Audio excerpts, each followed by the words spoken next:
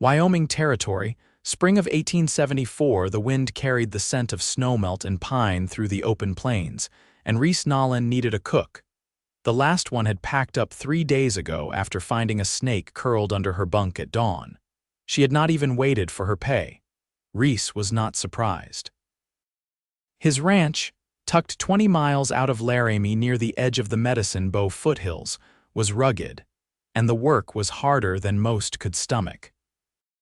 Still, cattle needed driving, men needed feeding, and Rhys, with his rough hands and quiet nature, could not afford to waste time chasing after town cooks who would not last a week. He posted a notice in Laramie's general store. Cook needed at Nolan Ranch, room, board, and fair pay. Quiet disposition preferred. He spent the night in town, slept in a cot above the livery, and by morning found a note pinned to the store's door below his own. The handwriting was neat, careful. "My name is Kenzie Zeller. I am a widow with 3 children. I can cook well and work hard. We need a place. I will come by noon." Rhys read it twice, then folded the note into a square and pressed it into his vest pocket. At noon sharp, the sound of wagon wheels clattered down the street. The wagon was worn but well tended, canvas stretched tight and tidy. A woman sat straight-backed on the bench, reins in hand, with 3 children beside her, 1 boy and 2 girls, all under 10 by the look of them. She stepped down and walked toward Rhys with steady eyes and a cautious smile. Her dark brown hair was pinned up under a faded blue bonnet, and her dress was plain but clean. The little boy clung to her skirt, peeking out. "I am Kenzie Zeller," she said. "You are Mr. Nolan?" Rhys nodded. "Just Rhys is fine." "I saw your paper," she said. "We came from Cheyenne." "My husband," she paused, swallowed. "He passed last winter. We have nowhere else." Her voice did not tremble, but there was a weariness beneath it. Rhys looked at the children. The youngest girl had a doll tucked under her arm and a sunburned nose. The boy's shoes were too big. The eldest girl stood protectively in front of the others, chin high like her mother's. "You cook?" he asked. "I do." She looked him square in the eye. "And I clean and I fix things. The children work too. We pull our weight." Rhys scratched his chin. His ranch hands were not delicate men, and this was not the place for someone used to comfort. But there was something about the way she stood, firm, proud, like she had been through worse and made it through. "We leave now," he said. "It's half a day's ride." Kenzie nodded once and helped the children climb back into the wagon. Rhys led on horseback beside them the whole way, quiet, watchful. She asked no favors. She asked no questions. When they reached the ranch, the sun was just dipping low. The bunkhouse sat to the right of the main house, stables to the left, and past that, a long stretch of pasture where his herd grazed. The house was plain but sturdy, made of thick pine logs, with a chimney that still smoked from his morning fire. Rhys showed them to the spare room behind the kitchen. It was small, but it had a stove, a table, and 2 cots. Kenzie looked around, nodded once, and started unpacking. She did not ask where the men slept. She did not ask how long they could stay. She simply moved like someone used to surviving. That night, she made stew from dried beans, salt pork, and onions he had nearly given up on. She baked cornbread from scratch. The ranch hands, 6 of them, went silent when they tasted it. Rhys watched her from across the table.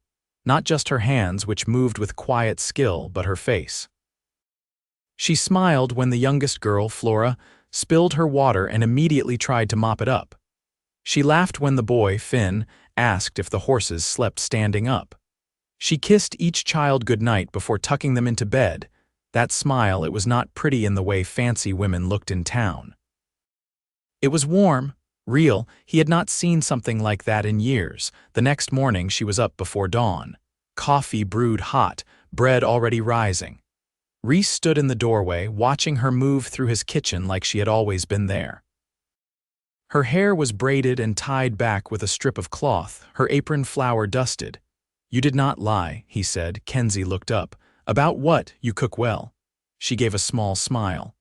"I do everything well when it means keeping them safe," he nodded. Then he stepped outside to saddle his horse, but found himself thinking about her all morning. By the end of the first week, the children were helping gather eggs and sweep the porch. The ranch hands joked quieter when her daughters were near. Finn followed Rhys around like a shadow, asking about saddles, bridles, and cows. Rhys did not mind. One afternoon, Rhys found her behind the barn trying to fix a snapped clothesline. Her fingers were red from the cold wind. "Let me," he said, and took the rope from her hands. Kenzie stepped back, rubbing her arms. "I can usually manage, I know, but I am taller." She watched him work, then said softly, "You do not talk much, do you?" Rhys glanced down. "Never saw the use if I did not have something worth saying." Kenzie smiled, slow and kind. "Sometimes quiet says more than noise." He met her eyes.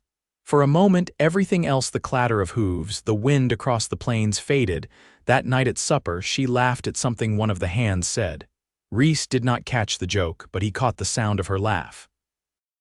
He felt it in his chest, sharp and strange. It had been a long time since anything had made him feel that way.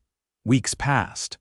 He noticed the way she tucked her hair behind her ear when she was thinking, the way she always cut her cornbread into perfect squares, the way her hands lingered a second longer on the children's shoulders when she kissed them goodnight, and more than once, he caught her looking at him too. Not by accident. One evening, Rhys found Flora crying near the woodpile. She had scraped her knee and was trying not to sob. He knelt, lifted her gently, and carried her into the house. Kenzie met him at the door, alarm on her face. "What happened?" "She fell," Rhys said. "Just a scrape." Kenzie knelt beside him, brushing Flora's hair back. "You are all right, sweetheart." "You are all right." Rhys stood slowly, nodded to Kenzie, and turned to leave. She stopped him with a hand on his arm. "Thank you." He looked down at her. "You do not need to thank me for that." Kenzie's eyes searched his face. "Still, I want to." Something shifted between them, then quiet but sure. Rhys Nolan had come looking for a cook. He had found a widow with 3 children and a smile that was starting to change everything. On the first truly warm morning of May, Kenzie found a small pile of folded muslin on the edge of the kitchen table, 3 lengths, each with a neat hem and a loop for hanging. She ran her fingers over the fabric, rough but clean, and glanced toward the open door where Rhys was leading a mule toward the far fence line. He didn't look back. She hung the cloths near the stove without a word. By noon, the children were fishing for frogs in the creek, their laughter drifting in with the breeze. Kenzie kneaded dough by the open window, sleeves rolled to her elbows. The air smelled of soil and juniper. She hadn't stood still this long in years, but the stillness didn't feel like waiting anymore. A shadow crossed the threshold. Rhys stepped in, dust on his boots, a small splinter in his forearm. He glanced at the counter, at her hands sunk deep in flour. "You got a minute?" he asked. She wiped her fingers on her apron. "If it's not about a snake under the bed, I've got several." He held out his arm without a word. Kenzie took his wrist gently, guiding him toward the wash basin. She pulled a stool close and sat. "What you do?" Fence post cracked. "I caught the edge." She dipped a rag into cool water, then pressed it to the reddening skin. The wood sliver was deep, just beneath the surface. She didn't ask why he hadn't gone to one of the men. She didn't ask why he'd come to her. "You ever think of hiring extra help?" she asked, eyes steady on the wound. Rhys exhaled through his nose. "Thought about it. You think too long on things, don't you?" He didn't answer right away. "I don't move quick unless I'm sure." Kenzie pulled a small sewing needle from the tin by her basket and held it to the flame of the stove until it glowed, then cooled. "Well," she said, "you're about to trust me with your arm, so that must count for something." He watched as she worked, his face unmoving, but his breath hitched once when she pressed too close to the sliver. She didn't point it out. When it was done, she wrapped the wound in a strip of cotton and tied it snug. Her fingers lingered a moment longer than necessary. "You're steady," he said. "I had to be," she replied. "You get steady when there's no one else to lean on." He nodded once, then rose. "You'll want to wash up before the dough's done rising." She looked at him. "You noticing my baking habits, Rhys Nolan?" He gave a low sound that could have been a laugh, or maybe just a breath catching on something else. That evening, as the sun settled into the ridge beyond the pasture, Rhys came to the kitchen door with a small crate. Inside were 3 duck eggs, a half sack of wild onions, and a folded oilcloth bundle of dried mushrooms. "Found them by the spring," he said. "Figured you could use 'em." Kenzie took the crate, ran her hand across the duck egg shells. "You're not just after better meals, are you?" He didn't answer. Just looked at her, eyes the color of river silt after rain. She stepped back into the kitchen and set the crate down. "You want to stay for supper? It's just the children tonight. The men went into town." He hesitated, then nodded once. "I'll help with the dishes." They sat on the porch afterward, each with a cup of chicory coffee, the children asleep behind them. The wind moved soft through the cottonwoods. Kenzie spoke first. "You married before?" Rhys took a sip, set his cup down. "No," she waited. "Didn't see the point in building something I couldn't keep steady," he said. "Too much moving. Too much fighting to hold on to land that didn't want to be held." Kenzie looked out at the darkening sky. "You ever want a family?" He nodded slowly. "Didn't know it until lately." Her voice was quiet. "You're not scared of all this?" "I've seen worse things than 3 children and a woman who makes a house feel like it's supposed to." Silence stretched between them, soft and full. Kenzie looked down at her hands. "I don't know how to start anything new, not really. Everything I've done has been about getting through, not building forward." Rhys leaned back against the post. "You don't have to start all at once. Just don't turn away when you feel something good." She didn't answer, but she didn't look away either. When he stood to leave, he paused beside her chair. "You need anything, you ask." She looked up at him. "What if I don't know how? Then I'll wait until you do." He walked into the dark, boots on packed earth, and she listened until the sound of him faded. Inside, she found the muslin cloths folded again, set near the stove now warm from the evening fire. She picked one up, held it in her hands as if it might tell her something. Kenzie Zeller had known how to survive, but maybe, just maybe, she was starting to remember how to hope.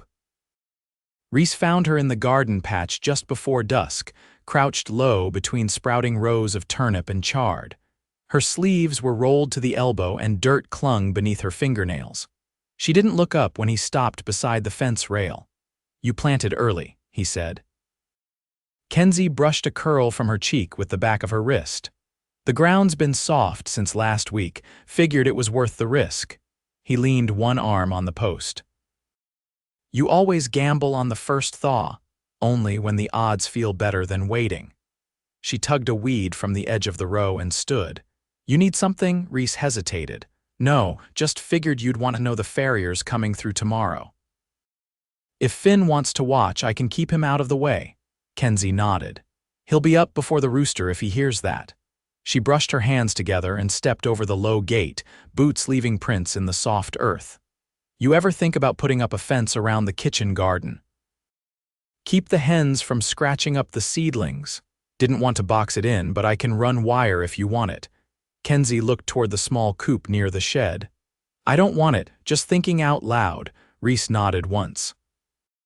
"I'll leave it be then." She started walking toward the house and he followed beside her, silent. The sun lit the windows in amber and the chimney curled smoke into the sky. The place looked settled, like it had stopped holding its breath. At the steps, she paused. "You ever miss it?" He looked at her. "Being out there all the time," she said. "On the trail, sleeping under open sky." Rhys took a moment.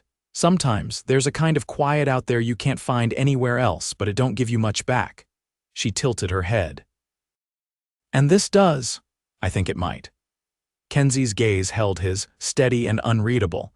Then she stepped inside, the screen door creaking shut behind her. The next morning, Finn was already at the barn when Rhys came out with the first light. The boy had his boots on the wrong feet and a piece of bread clenched in one hand. Rhys crouched beside him. "You eat first?" Finn nodded. "Mama said I could come if I stayed out the way." "She's right." Rhys rose. "Come on then. You can stand near the rail." The farrier, a quiet man named Hal, arrived just after sunup, leading a mule and a gelding. He barely spoke, just nodded and got to work. Finn sat on the fence, wide-eyed, while Hal rasped and clipped and hammered. At one point the boy asked, "Does it hurt them?" "No," Rhys said. "Not if it's done right, like cutting fingernails." Finn looked at his own hands, then back to the horse. Mama says horses understand more than they let on. She's not wrong. After Hal left, Rhys found Finn still sitting on the rail, legs swinging. "You want to ride sometime?" Rhys asked. Finn turned. "I can, not alone, but I'll walk beside you." "You listen close, do what I say, you'll stay in the saddle." Finn's grin was quick and bright. "I'll tell Mama. She'll want to see it herself."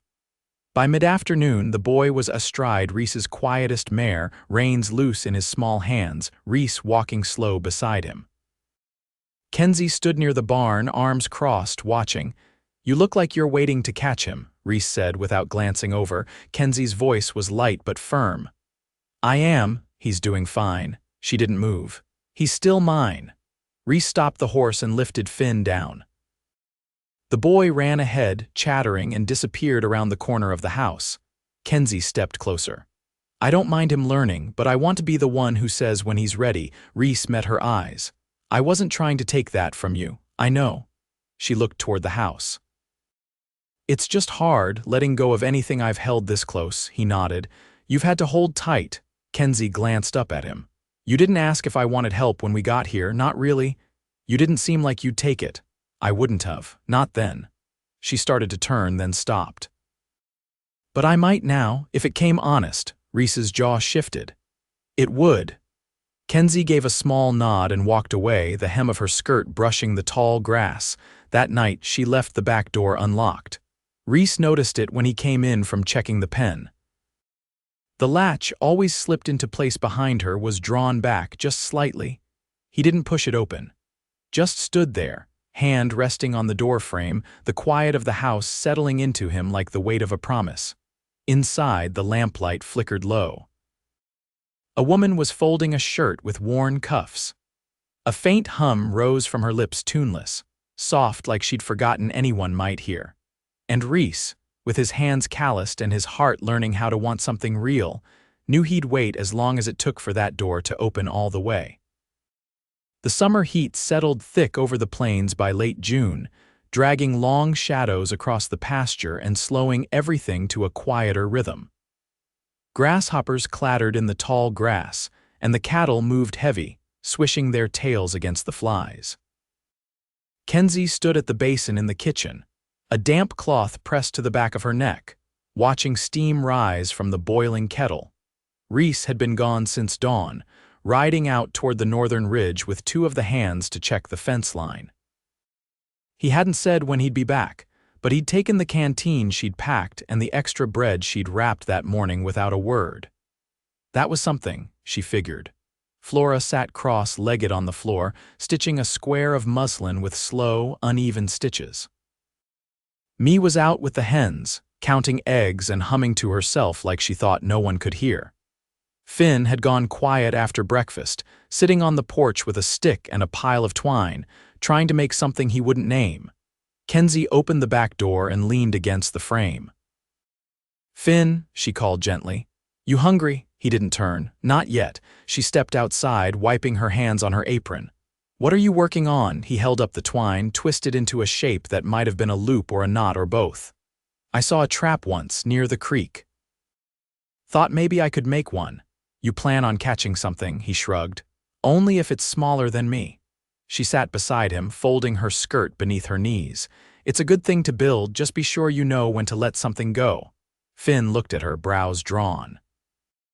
"Why would I let it go if I caught it?" "Because not everything that gets caught needs to be kept."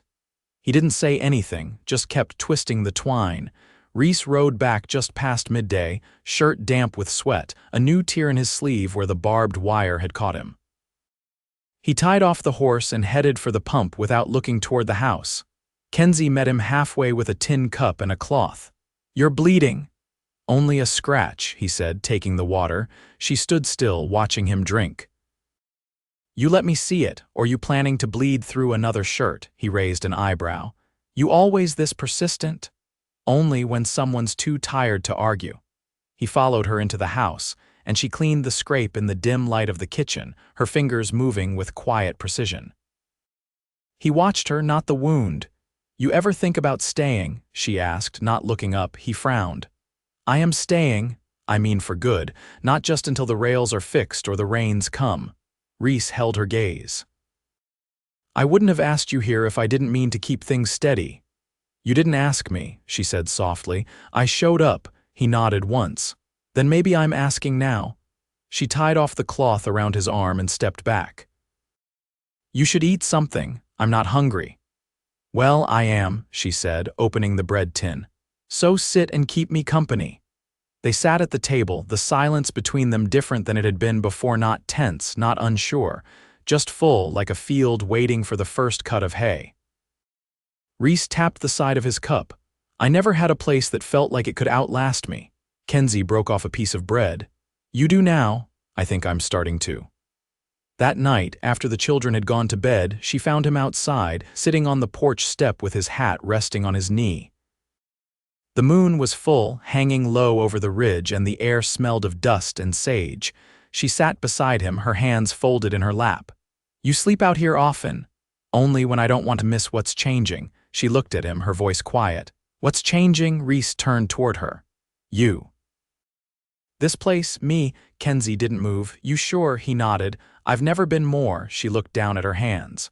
"I don't know what comes next. We build something," he said. Slow. "True." Kenzie turned her face to his, and whatever had been holding her back eased, just enough to let her lean close. Their foreheads touched, the porch creaked beneath them, and in the hush of that moment, everything they hadn't said was understood. Her voice, when it came, was barely above a breath.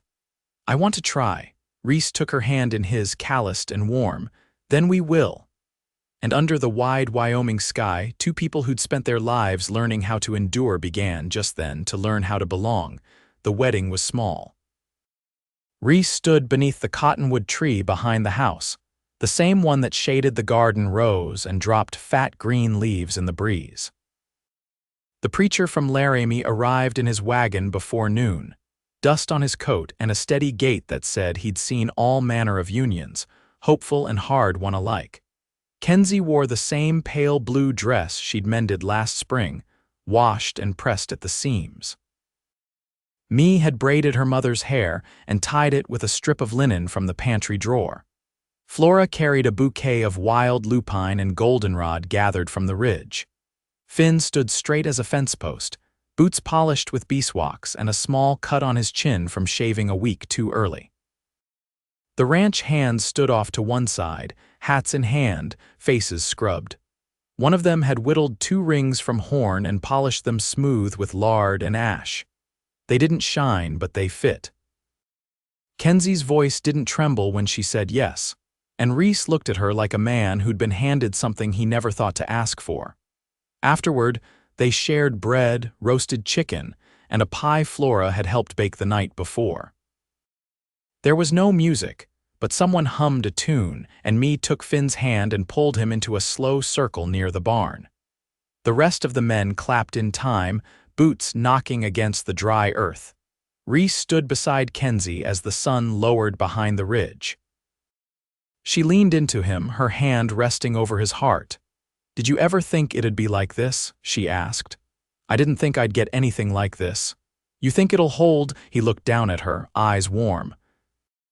"It already does."